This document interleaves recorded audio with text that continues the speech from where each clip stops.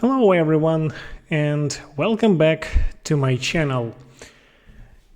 Maybe some of you still remember that fact that at the end of 2023 there was a joke going around the internet. It was addressed to all the procrastinators who were constantly waiting for the perfect moment to finally change their lives. And the joke was basically this, like, dear procrastinators, we have wonderful news for you. January 1st of 2024 is a Monday. Think about how perfect that sounds. A new day, a new week, a new month, and a new year, all starting at exactly the same time. If you ever needed the perfect moment to start exercising, stop smoking, learn a language, work on your business, or finally begin that project you've been postponing for years, this was it. You had officially run out of excuses. Fortunately, it was just a joke, because, I think there is something deeply wrong with the idea that we need a perfect date to start changing something in our lives. Monday feels better than Thursday.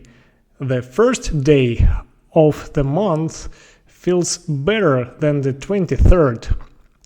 January feels better than November, and somehow the number 1 feels much more serious than the number 17. But none of these numbers actually change our ability to do something. They simply look beautiful on a calendar. And I reckon the same thing happens when we become obsessed with the streaks. Like, we love seeing those numbers grow. 7 days without missing a workout, and, for instance, 30 days of learning a language, and 100 days of practicing the piano, 2 days without smoking. There is something incredibly satisfying about looking at that number and knowing that you haven't broken the chain. And I don't suppose there is anything wrong with that. Streaks can be extremely motivating. They give us a visible representation of consistency, and sometimes that little number on the screen is exactly what we need to keep going. But the problem begins when we start confusing a streak with actual progress, with our progress. Like, imagine that you've been exercising every single day for 200 days. You've become stronger, you've improved your endurance, you've built a habit, you've learned dozens of exercises, and perhaps your body looks completely different. The one day something happens. You're sick, you're traveling, or you're just exhausted, or maybe you simply don't feel like exercising, so you miss only one day, only one. And your 200-day streak becomes 0, so it's gone. But did your progress then become 0? Of course not. Your muscles didn't suddenly disappear overnight, and your body didn't travel 200 days back in time. Everything you've learned is still there. Every workout you completed still happened. The only thing you lost was a beautiful number on the screen. You didn't lose your progress, you lost your streak.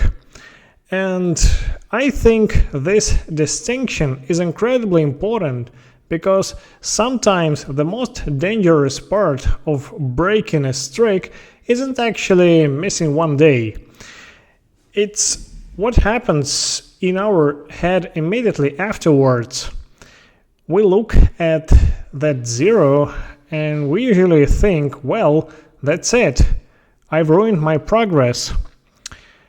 And once we decided that everything is ruined, sometimes strange happens.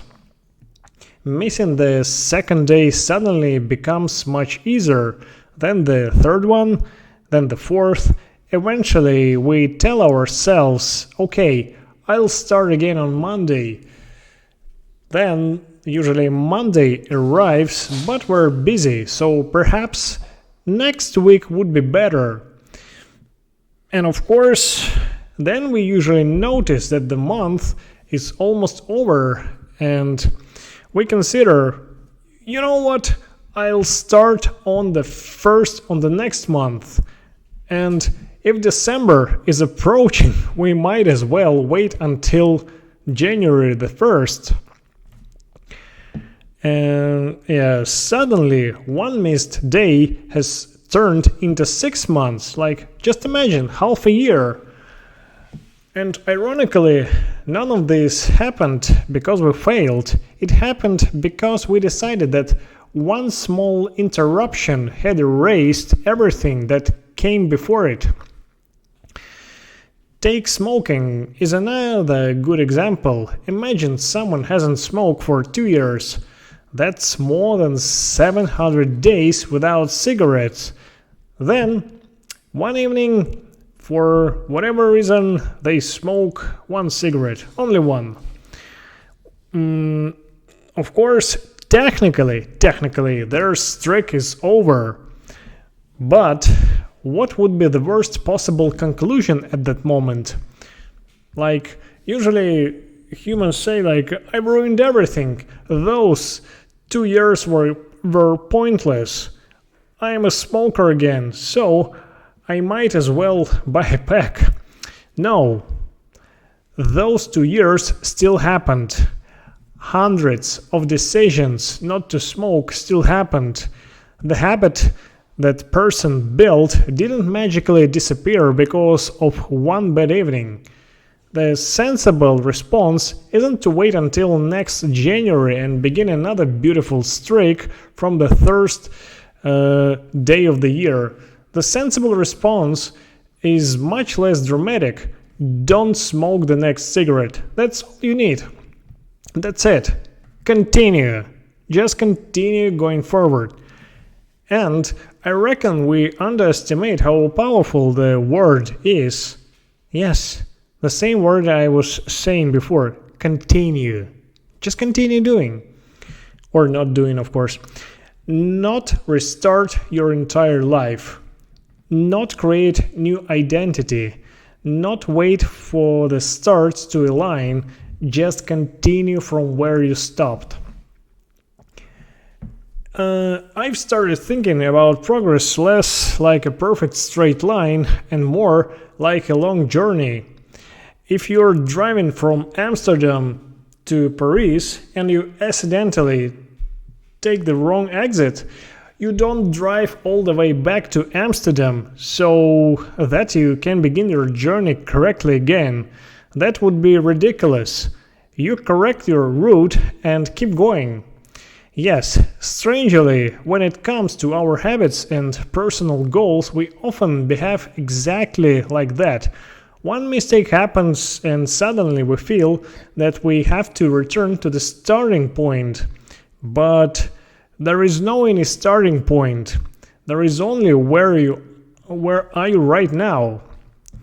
In one of my previous videos, I talked about having the same video again and again because everything kept going wrong.